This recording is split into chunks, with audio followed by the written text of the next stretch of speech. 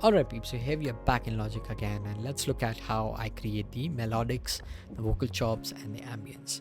And these are not necessary in a future garage track because you have the basic layout and you've almost used all of the instruments, and it's sounding pretty decent without them, but these just add character, and it gives it that different vibe to the future garage track. And also it also gives variation, and it stops it from being very repetitive. So let's just hear this small little melodic pluck that I made.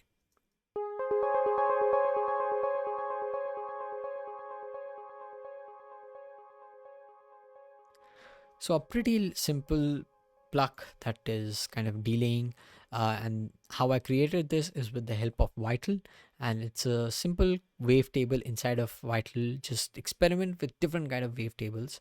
It's a quad saw inside of Vital. I've used a unison about 16 voices, detune rate about 5%. The filter is an analog 12 dB. The drive is about 50%. Resonance is also considerably high. The attack is pretty fast because I want that to kind of instantaneously come into the mix, and the release is slow because I want it to ring out. Apart from that, I am modulating the wavetable with the help of an LFO. So it's kind of like modulating the shape of the wave, and that's I'm using just a simple triangle wave with a 4x1 frequency. Uh, that's about it. No glide, nothing else, and nothing in the FX section as well. Just add in some stereo delay at about 1/8 dotted and 1/4 dotted. Feedback is about 76%. Output mix is about 63-64%, and that's about it. You have that kind of like a ringing. Yeah, let's hear it with the mix, and you'll kind of know what I'm trying to say here.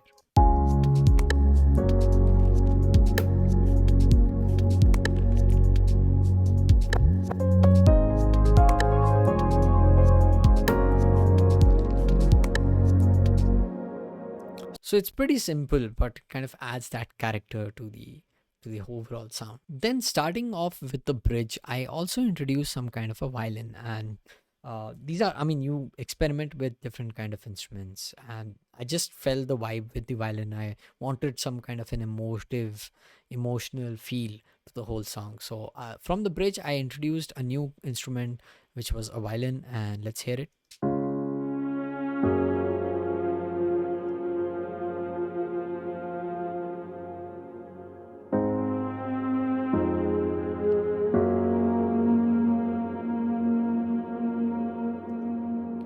And this is just a stock violin plugin inside of Logic, and I've used a simple violin. I've cut off quite a bit.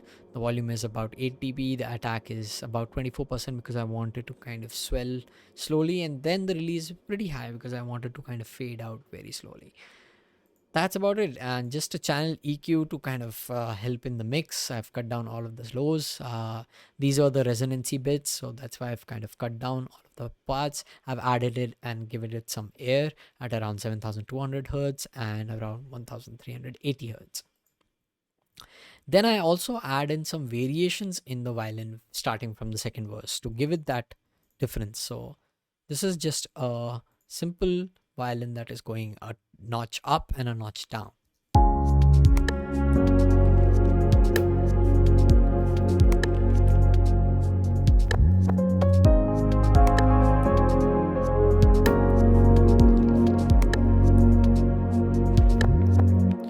That's it. And I keep on adding some notes from the fourth bar, the fifth bar, and the eighth bar, and that's how you kind of have a different feel to the whole overall sound. I also add in some piano motifs. Just these are just single notes that are playing and ringing out, and a lot of reverb. So starting from the second verse, the eighth bar, so you can hear.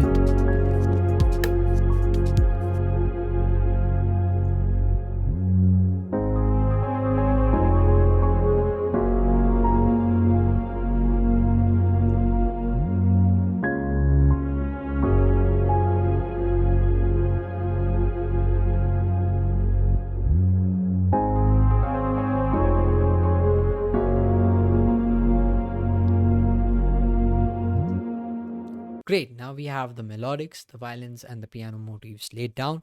Let's look at the vocal chops. And I've already done a video, a detailed video on vocal chops on how I create them and the post processing as well. So go ahead and check that out and leave the iCard above.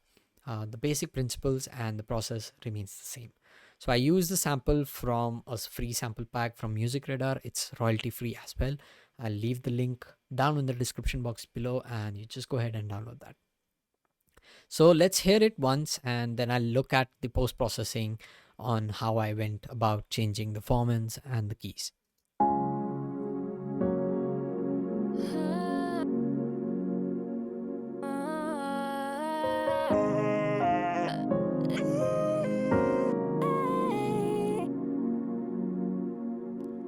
So how I go about this is that I take all of the samples, then I cut them, the best parts that I want from that sample, and then I lay them down according to the beat and the groove.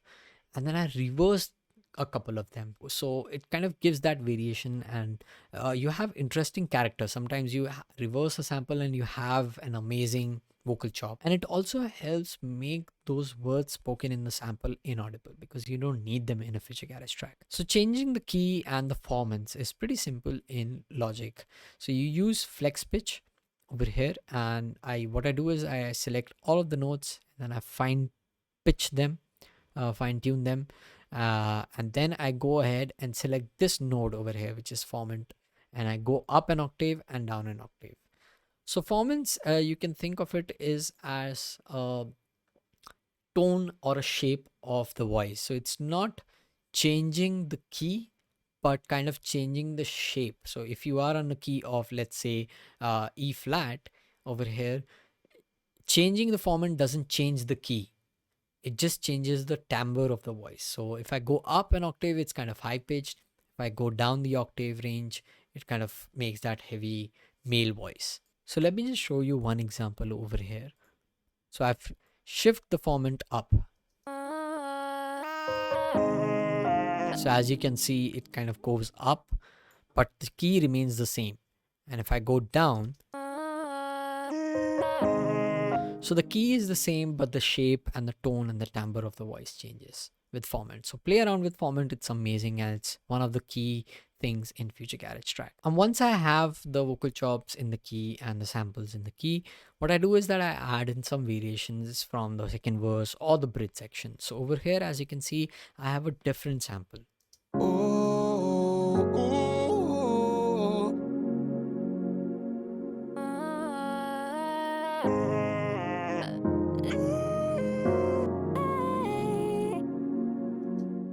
By itself, it's not sounding dreamy, so let's jump into the post processing.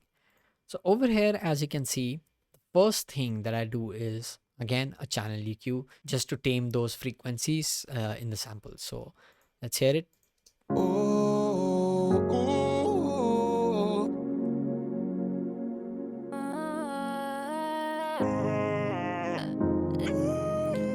Let me mute the piano for now.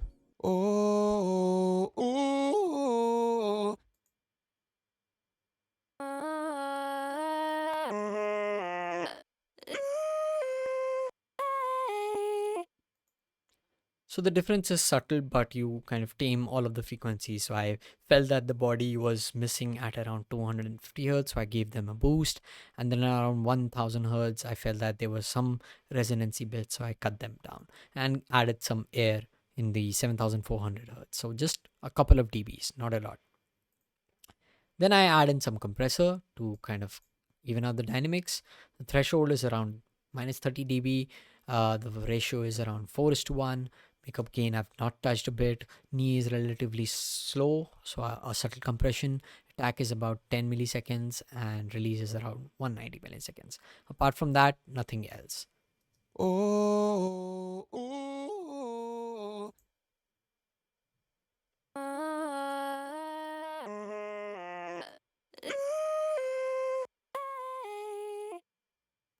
So as you can see, we have various transients and various levels of transients in the sample, and you need to kind of have a uniform sound in the mix, and you don't want them to kind of poke through the mix. So a compression helps you achieve those. Next, we have a saturation just to give it that color. Because we had lost a couple of dBs in the compression process, it's wise to use a saturation to bring out that gain.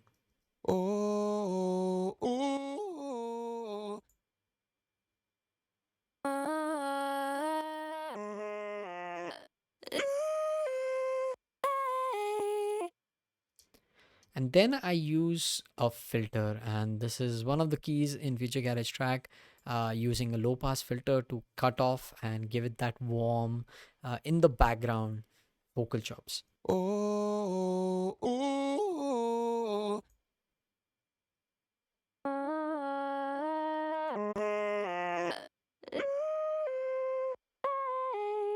Now let's look at the sends, and this is where the dreaminess begins. So I use a different send channel for a reverb and a different send channel for a delay. So let's look at the first reverb send channel, and I'm using a Valhalla Supermassive, just a preset which is Final Frontier, and then I played a lot with the mix and the delay over here.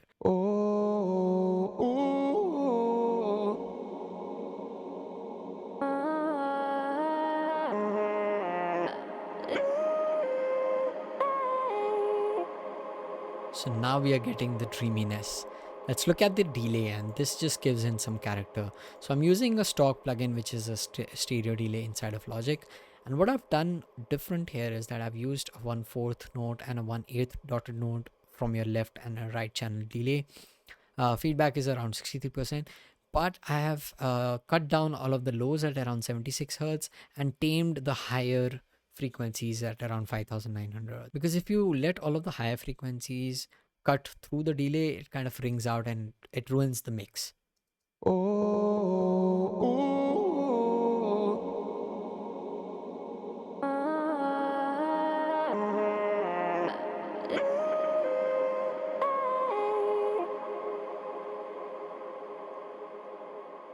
Alright, so now that we have looked at the melodics, the vocal chops, and the post-processing, let's look at the ambience.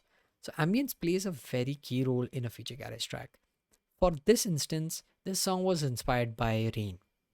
And one day it was raining heavily, and I was standing in the balcony, and I just pulled out my phone and I recorded. And this just gives a real world feel to the listener. It's kind of like an ASMR feeling and experience as well. So I use a bunch of ambience in a Future Garage track. For this instance, I've used a rain and also a vinyl crackle. Let's give it a quick listen.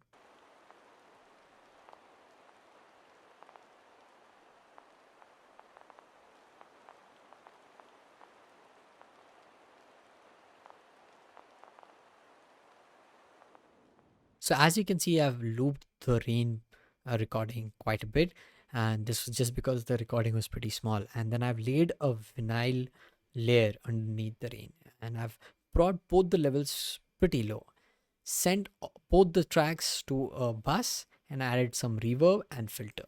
So if I disable all of these, let's hear it.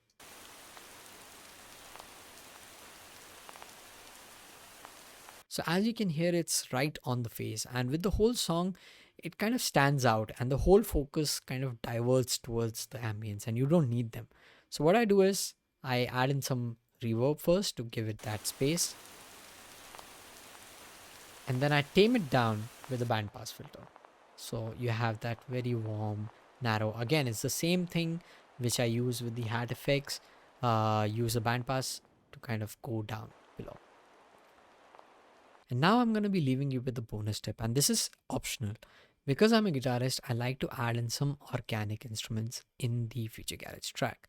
Because it's an electronic music and you are using a lot of VSTs and synths and samples, so it's gonna sound pretty electronic-y. So in my opinion, making use of an organic instrument in the mix gives it that character and that uniqueness.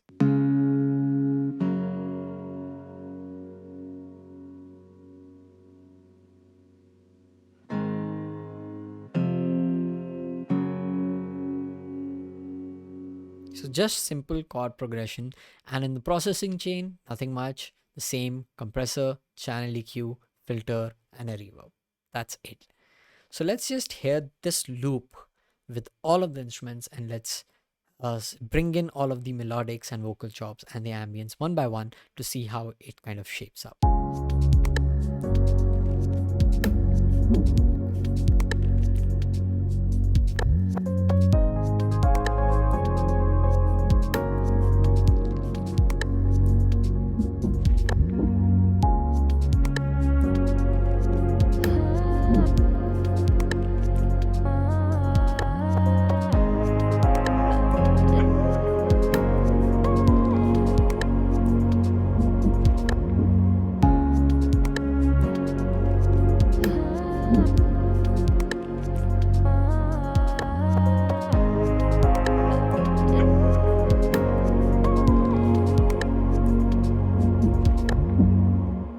So there you have it. That's how you add in melodics, violin and motifs, vocal chops and ambience, and you fill up the whole track to give it that character and color and warmth. Okie dokie guys, that about wraps it up for this video. I hope you took something from this. Do note that the key here with any kind of ambiences, vocal chops and melodics is minimalism. Make use as little as possible and just create little motifs here and there with variations, and add in some reverb and delay and post-processing, and you will fill up the song entirely. As always, if you like this video, consider subscribing, give me a thumbs up, hit the notification bell so that you can stay updated. If you have any questions, let me know in the comments down below and I'll be happy to get back to you. Thanks for watching, and I'll see you in the next one, which is the last part. Till then, cheers.